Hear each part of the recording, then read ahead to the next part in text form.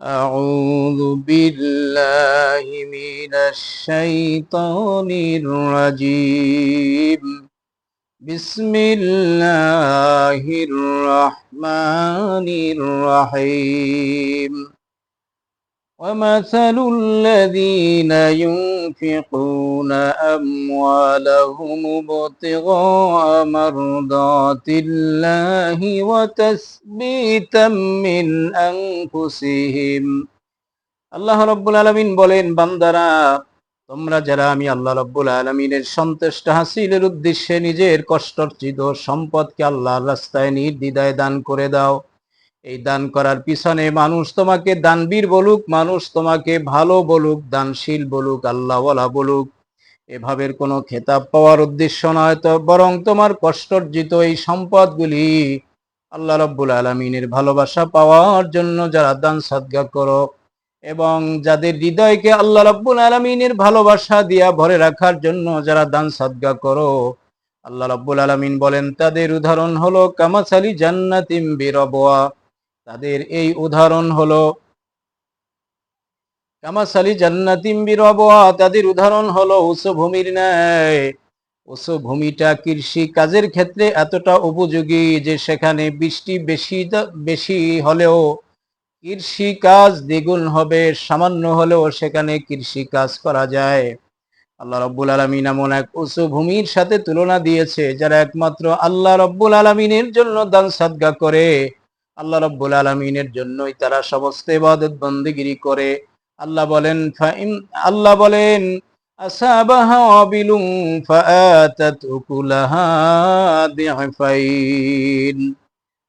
যদি সেই উঁচু ভূমির মধ্যে পর্যাপ্ত বৃষ্টি বর্ষিত হয় তাহলে সেই বৃষ্টির কারণে এই জমির মধ্যে দ্বিগুণ ফসল উৎপাদিত হয়, দ্বিগুণ ফসল উৎপাদিত হয়। আবার যদি একদম বৃষ্টি কম হয়, ফাইল্লাম ইউসিবাহা ওয়াবিলুন ফাতাল্লুন, অর্থাৎ সামান্য বৃষ্টি বর্ষণ হলেও নিশির এবং কুয়াশার মাধ্যমে যে ফসল হয় তাতেও সেই কৃষক লাভবান হতে থাকে। অর্থাৎ যে ব্যক্তি আল্লাহ রাব্বুল আলামিনের রাস্তায় আল্লাহ রাব্বুল আলামিনের সন্তুষ্ট হাসিলের উদ্দেশ্যে দান করে, আল্লাহ রাব্বুল আলামিন বলেন বৃষ্টি হলেও তার জন্য লাভ এবং না হলেও তার জন্য লাভ, অর্থাৎ কোনো অবস্থায় সে ক্ষতির সম্মুখীন হবে না। আল্লাহ রাব্বুল আলামিন বলেন যারা কষ্টার্জিত সম্পদকে আল্লাহ রাব্বুল আলামিনের ভালোবাসা পাওয়ার জন্য দান সাদকা করে থাকে, আল্লাহ রাব্বুল আলামিন বলেন দুনিয়াও তাদের জন্য রয়েছে কল্যাণ এবং আখিরাতের জীবনও তার জন্য রয়েছে মুক্তি। আল্লাহু বিমা তা'মালুনা বাসীর। আল্লাহ রাব্বুল আলামিন বলেন বান্দা তুমি দান সাদকা করে মানুষের কাছে বলে বেড়াও, বিভিন্নভাবে দানকৃত ব্যক্তিকে তুমি বিভিন্নভাবে খোঁটা দিয়ে থাকো, মানুষের কাছে বলে বেড়াতে থাকো, এগুলির তো কোনোই দরকার নাই। তুমি যে দান করেছো, কয় টাকা দান করেছো, কিসের জন্য দান করেছো, তোমার মনের অবস্থা এবং তুমি কত সম্পদ আল্লাহর রাস্তায় দান করেছো, আল্লাহ রাব্বুল আলামিন একদিকে যেরকম জানেন অপরদিকে সেরকম আল্লাহ রাব্বুল আলামিন দেখেন। সুতরাং আল্লাহ রাব্বুল আলামিনকে দেখানোই যদি তোমার উদ্দেশ্য হয়ে থাকে রে বান্দা, তাহলে কেন তুমি এভাবে মানুষের কাছে প্রচার করে বেড়াও, মানুষের কাছে বড় হওয়ার জন্য তুমি চেষ্টা করো।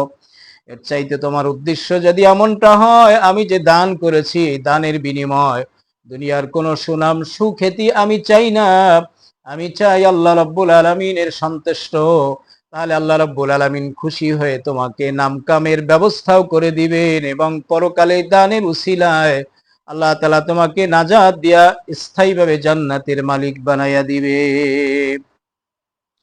দান করে খোটা দিলে পরে কতটা সর্বনাশের ক্ষতি হয়, কত বড় সর্বনাশ হয়, মানুষের কতটা ক্ষতি হতে পারে। ইবাদত বন্দেগী আল্লাহ রাব্বুল আলামিনের সন্তুষ্টি ব্যতি রেখে কোনো বান্দা যদি সেই ইবাদত মানুষ দেখানোর জন্য করে, দুনিয়াতে সুনাম সুখ্যাতির জন্য করে থাকে, ওই ব্যক্তি কেমন লসের মধ্যে পড়বে, ক্ষতির মধ্যে পড়বে রে ভাই। আল্লাহ রাব্বুল আলামিন সেই কথা এখানে উদাহরণ দিতে গিয়ে আরেকটা উদাহরণ সেট করেছেন। আল্লাহ রাব্বুল আলামিন সূরাতুল বাকারার মধ্যে দানের কথা বলতে গিয়া অনেকগুলি উদাহরণ দিয়েছেন। আল্লাহ রাব্বুল আলামিন এই দানের ব্যাপারে এখানে শেষ উদাহরণ দিচ্ছেন। আয়াওয়াদ্দু আহাদুকুম আন তাকুনা লাহু জান্নাতুম মিন নাখিলিন ওয়া আ'নাব। কোন ব্যক্তির একটি বাগান আছে, বাগানটা এতই সুন্দর, সেই বাগানের মধ্যে সারি সারি খেজুর গাছ লাগানো আছে এবং আঙ্গুর গাছ লাগানো আছে। আরবদের মধ্যে বাগানের মধ্যে সর্বোচ্চ খেজুর এবং এবং আঙ্গুরের বাগান হলো আরবদের কাছে সবচাইতে বেশি প্রিয়।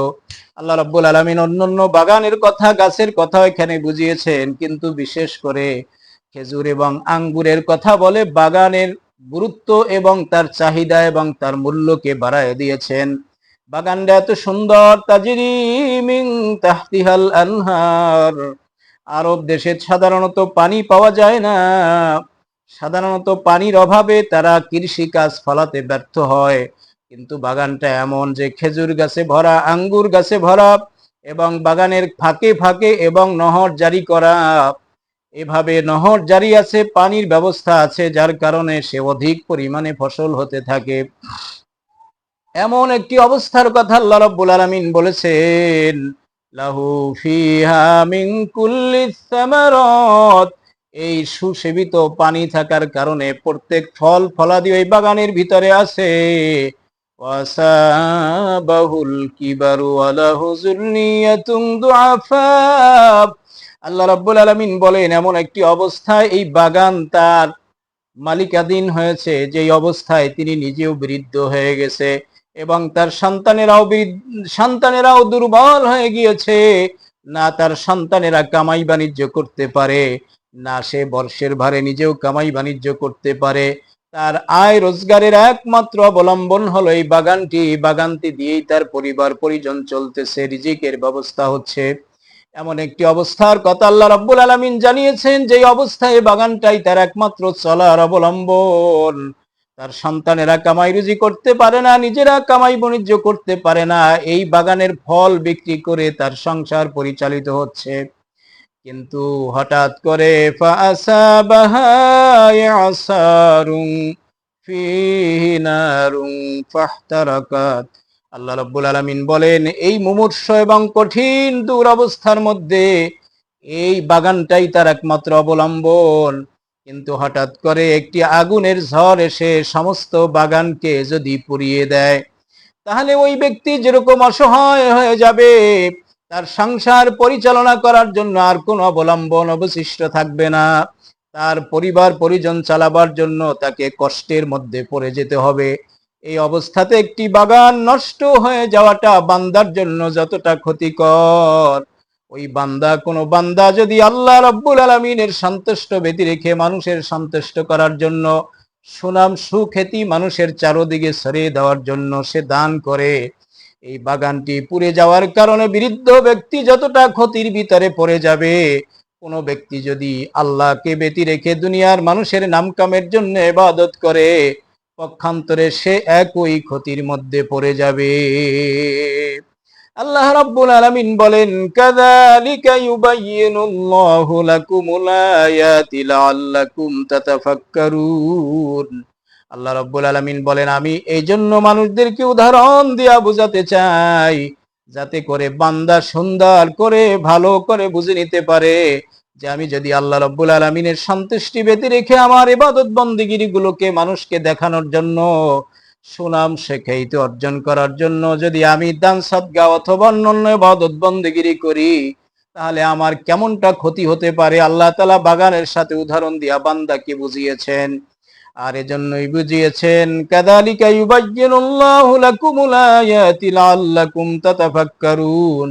আল্লাহ বলেন, শুধু এটার বিষয় নাই, আমি দানের ব্যাপারে যে উদাহরণ দিয়েছি শুধু এমনটাই নয়, বিভিন্ন ব্যাপারে আমি কোরআনুল কারীমের ভিতরে সুন্দরভাবে বান্দার জন্য উদাহরণ সেট করে বান্দাকে সুন্দরভাবে বুঝায়া দেই, যাতে করে বান্দা সুন্দর করে বুঝে নিতে পারে, বুঝতে কষ্ট না হয়, আর পরবর্তী বিষয় যেন এই ব্যাপার নিয়ে তারা তাফাক্কুর করতে পারে, চিন্তা গবেষণা করতে পারে যে আমার মাওলা কত সুন্দর করে কোরআনুল কারীমের ভিতরে তার বিধানগুলি বর্ণনা করে দিয়েছেন। সুতরাং আমরা এই দুটি আয়াত থেকে যা শিখলাম, দান সদকা যদি আমরা করি একমাত্র আল্লাহ রব্বুল আলামিনের সন্তুষ্টি হাসিলের জন্যই করতে হবে। আর দান সদকা তারাই বেশি বেশি করতে পারে যারা সমস্ত দানের পিছনে তাদের উদ্দেশ্য থাকে আমার মাওলাকে রাজি করা। তারা দেখবেন দান করার সময় তারা পকেটের দিকে তাকায় না, কত টাকা আছে তা দেখে না, পকেট থেকে উঠাইয়া দিনের জন্য দিয়া দেয়। আর তারা মনে করে আমি টাকা দেওয়ার পরে যেই সাময়িক মুসিবতে পড়ব, আল্লাহ তাআলা এই সাময়িক মুসিবত থেকে আমাকে উদ্ধার করবেন।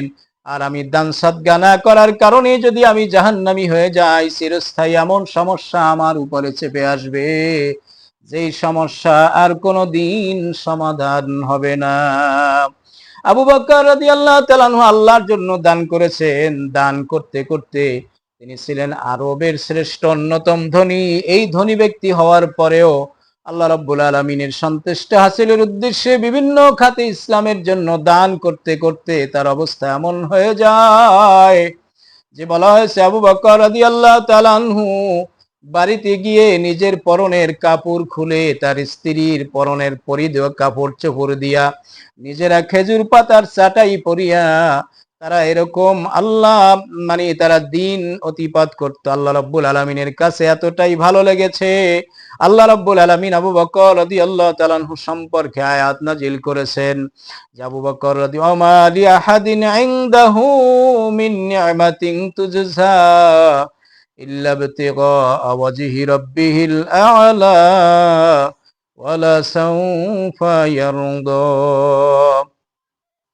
আল্লাহ রাব্বুল আলামিন বলেন আবু বকর রাদিয়াল্লাহু তাআলা আনহু আরবের শ্রেষ্ঠ অন্যতম ধনী হওয়ার পরেও আমার সন্তুষ্টি হাসিলের উদ্দেশ্যে দান করতে করতে তার অবস্থা এমন হয়েছে যে খেজুর পাতার চাটাই পরিয়া তার নিজের পরনের কাপড় পর্যন্ত দ্বীনের রাস্তায় ব্যয় করে দিয়েছে। এটা তারাই পারে যারা আল্লাহ রাব্বুল আলামিনের সন্তুষ্টির জন্য দান করে। কারণ মুমিন লোকের সমস্ত কার্যক্রম হয় আল্লাহ কেন্দ্রিক।